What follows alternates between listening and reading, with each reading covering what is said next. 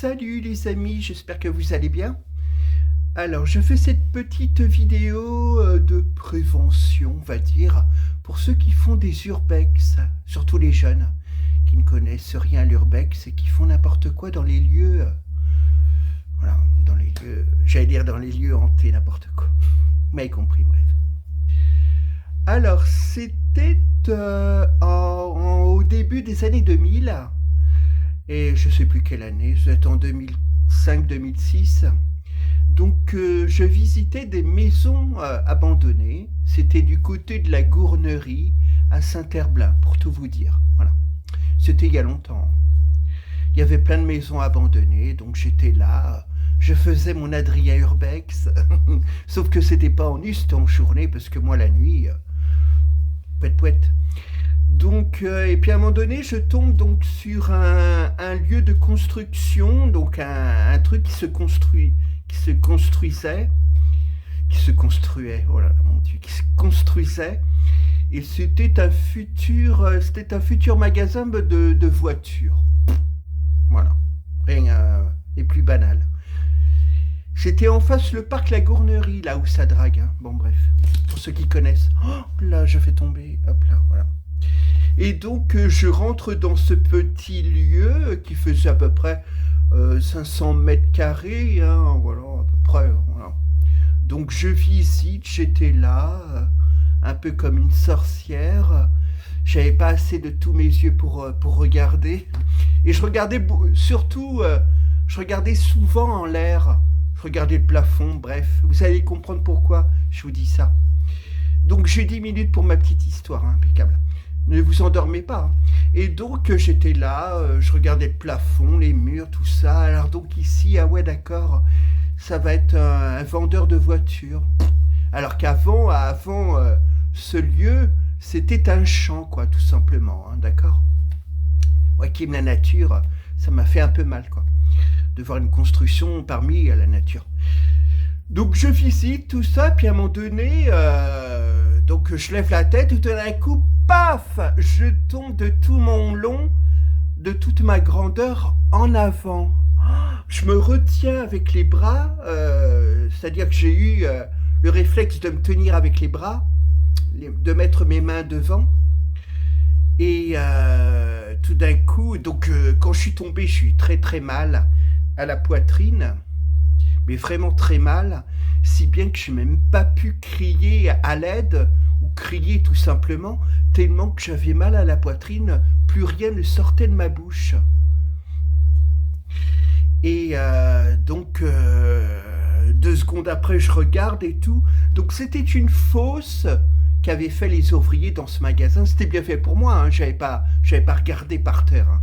Voilà, ça m'apprendra. Hein. Et donc c'était une fosse, je sais pas je pense que c'était peut-être pour l'électricité, je ne sais pas. C'était une fosse un peu comme une tombe, et tout en long, 1,50 m voilà, hein, bref. Et au fond de la fosse, qui faisait à peu près 1,60 m de hauteur hein, quand même, hein, il y avait des pics en fer. Il y en avait une quarantaine. Et c'était des pics en fer au fond de la fosse. Et j'ai eu très très peur parce que je me suis dit, je me souviens, j'étais là à me retenir le long de la fosse. Et j'étais là, je me disais en même temps, mon Dieu, heureusement que je ne me suis pas empalé sur la ferraille qu'il y avait dans le fond de la fosse, parce que j'aurais été empalé, quoi. Je rigole, mais c'est pas drôle. Hein. J'aurais été empalé sur les bouts de ferraille et qui m'aurait sauvé, à moins que je meure comme ça, personne. Puisqu'en même temps, je me rappelle, c'était un dimanche. Voilà. C'était un dimanche après-midi. Et donc, j'essaye de me relever tout en faisant attention de ne pas tomber dans le fond de la fosse pour ne pas m'empaler, quoi, hein, les pieds, voilà, sur les bouts de ferraille.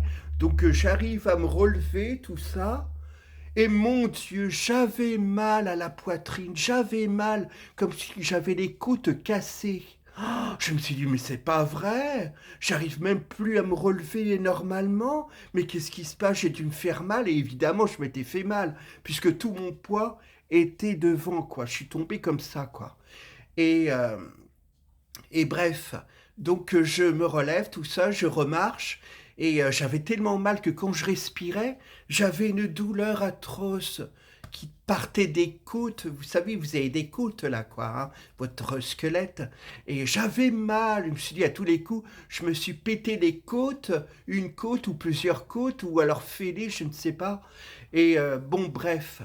J'arrive à mon vélo parce que j'étais en vélo en ce temps-là, hein, comme toujours d'ailleurs, j'ai pas de voiture moi. Et j'arrive à sortir du local, à prendre mon vélo pour revenir chez moi. Et oh là là, donc j'arrive à faire du vélo, je reprends la nationale, et c'était une grande route, oh, je crache. Et direction chez moi, quoi. J'avais qu'une envie, c'est de rentrer chez moi et de prendre soin de moi, quoi. De me reposer, peut-être d'aller voir un médecin, je ne sais pas, tellement que j'avais mal. Et j'ai réussi à faire du vélo. Et j'ai fait donc de la Gournerie jusqu'à chez moi. Il y a à peu près 8 kilomètres, 9 kilomètres. Donc j'ai fait les 9 kilomètres en vélo. Et j'ai pris tout mon temps, évidemment, parce que j'avais très mal. J'ai dû mettre au moins 3 quarts d'heure pour rentrer chez moi, pour faire les 9 kilomètres. Et une fois chez moi, oh là là, je me suis reposé, tout ça. J'ai mis de la crème pour les coups, tout ça. Je sais plus ce que j'ai mis. Et j'avais toujours mal. Et pendant une semaine, j'ai eu mal. Et j'ai pas été voir le médecin.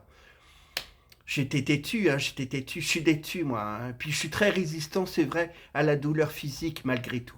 Je suis très résistant à la douleur physique, mais enfin quand même.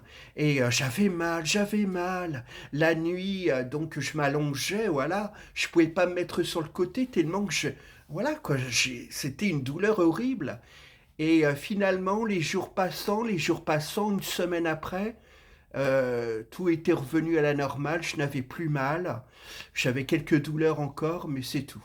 Donc je suppose, en réfléchissant bien, que j'avais tout simplement fêlé une côte ou plusieurs côtes, mais ça s'est remis, quoi, voilà, sans que j'aille chez le médecin. Voilà, j'espère que vous aurez aimé ma petite histoire, un peu glauque, quoi, parce que voilà, c'est pour ça. Les jeunes, faites gaffe quand vous allez dans des lieux abandonnés ou des lieux de construction que vous voulez visiter. Faites gaffe, quoi. Ne faites pas n'importe quoi, quoi. J'ai vu l'autre fois, il y a une jeune fille, je crois, à la fête de l'Urbex avec une autre amie. Et puis elle est montée sur le toit de, je sais pas, est-ce que c'était un bâtiment, une maison? Elle est montée sur le toit et puis à un moment donné, bah, elle est passée, le toit s'est effondré sous ses pieds et elle est morte, la pauvre jeune fille. Voilà, voilà. Voilà, allez, au revoir.